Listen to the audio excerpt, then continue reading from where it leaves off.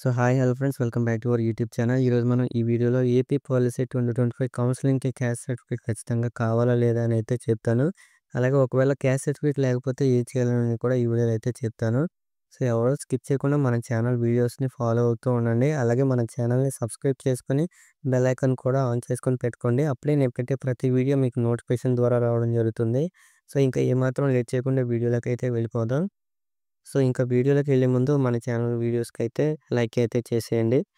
AP policy 2025 కౌన్సిలింగ్‌కి సంబంధించిన document verification అప్పుడు AP policy 2025 కౌన్సిలింగ్‌కి సంబంధించిన డాక్యుమెంట్ వెరిఫికేషన్ అప్పుడు క్యాస్ట్ సర్టిఫికేట్ ఇంపార్టెంట్ కాదా అనంటే మాక్సిమం మనకు ఆప్షనల్ అనమాట. అది కొంతమంది అయితే కొన్ని కొన్ని సెంటర్స్‌లో అది ఖచ్చితంగా ఉండాలని అయితే మీతో చెప్తారు. కౌన్సిలింగ్ నోటిఫికేషన్ వచ్చిన తర్వాత మీరు ఆ నోటిఫికేషన్‌లో చూసుకుంటే ఏపీ పాలిసీ 2025 కౌన్సిలింగ్‌కి సంబంధించిన నోటిఫికేషన్ రిలీజ్ చేస్తారు కదా! దాంట్లో మనకి required documents for AP policy 2025 counselling అని ఉంటుంది. దాంట్లో క్యాస్ట్ సర్టిఫికేట్ అనేది మనకు ఆప్షనల్ అయితే పెడతాడు మాక్సిమం. ఒకవేళ ఆప్షనల్ లేదా ఇఫ్ అప్లికేబుల్ అని అయితే బ్రాకెట్స్‌లో క్యాస్ట్ సర్టిఫికేట్ పక్కన అయితే ఎంటర్ చేసి ఉంటుంది. అలా లేదంటే మీకు క్యాస్ట్ సర్టిఫికేట్ అయితే ఖచ్చితంగా ఉండాలి. ఒకవేళ మీకు క్యాస్ట్ సర్టిఫికేట్ లేదంటే వెంటనే మీరు క్యాస్ట్ సర్టిఫికేట్‌కి అప్లై చేసుకోండి. అప్లై చేసిన తర్వాత మీరు అప్లై చేసిన అప్లికేషన్ నంబర్‌నైతే మీరు గుర్తుంచుకోండి. ఆ గుర్తుంచుకున్న నంబర్‌నైతే ఎక్కడైనా సేవ్ చేసుకొని ఉంచుకోండి. నోట్స్‌లో గానీ దేంట్లో అయినా. లేదంటే మీరు అప్లై చేసిన స్క్రీన్ షాట్‌నైతే తీసుకోండి. అది మనకి స్కాలర్‌షిప్ రిజిస్ట్రేషన్ టైంలో అయితే ఉపయోగపడుతుంది.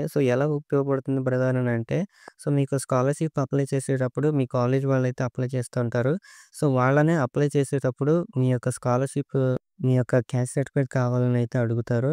అలా అడిగినప్పుడు మీరేం చెప్పాలంటే అప్లై చేశామని చెప్పండి. అలాగే మీ యొక్క క్యాస్ట్ సర్టిఫికేట్ నంబర్‌నైతే వాళ్ళకైతే చెప్పండి. వాళ్ళైతే స్కాలర్‌షిప్ అప్లికేషన్‌లో అయితే మీ యొక్క క్యాస్ట్ సర్టిఫికేట్ నంబర్‌ని ఎంటర్ చేస్తారు. ఇంకా ఏం ప్రాబ్లమ్ ఉండదు. వాళ్ళకి కావాల్సింది నంబర్‌ని అక్కడ ఎంటర్ చేయడమే. మరి ఏపీ పాలిసీ 2025 కౌన్సిలింగ్ అప్పుడు క్యాస్ట్ సర్టిఫికేట్ అడిగినప్పుడు ఏం చెప్పాలనంటే, ఆల్రెడీ మేము క్యాస్ట్ సర్టిఫికేట్‌కి అప్లై చేశాము. కాలేజ్ జాయినింగ్ టైమ్‌లో సబ్మిట్ చేస్తామని అయితే చెప్పండి.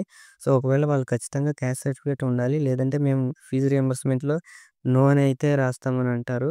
సో, ఈ ఫీజు రియంబర్స్‌మెంట్‌లో నో లేదా యెస్ అని అంటే ఏంటంటే, ఒకవేళ మీకు ఫీజు రియంబర్స్‌మెంట్ యెస్ అని వస్తే మీకు ఇయర్లీ స్కాలర్‌షిప్ అయితే వస్తూ ఉంటుంది.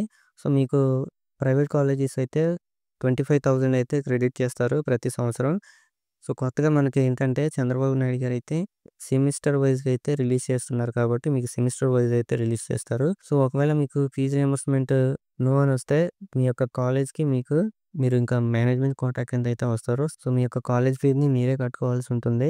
ఒకవేళ ఇంకేదైనా ప్రాబ్లమ్ ఉంటే కామెంట్స్‌లో అయితే తెలియచేయండి. నేను వెంటనే రిప్లై ఇవ్వడానికి అయితే ట్రై చేస్తాను. లేదంటే మీరు హెల్ప్‌లైన్ నంబర్‌ని అయితే కాంటాక్ట్ చేయండి. వాళ్ళైతే మీకు ఫుల్ గైడెన్స్ ఇవ్వడం జరుగుతుంది. ఈ వీడియో ఇక్కడి వరకు చూసిన వాళ్ళందరికీ ఒక చిన్న రిక్వెస్ట్. మన ఛానెల్‌ని అయితే సబ్స్క్రైబ్ చేసుకొని పెట్టుకోండి. అలాగే బెల్ ఐకాన్ కూడా ఆన్ చేసుకొని పెట్టుకోండి.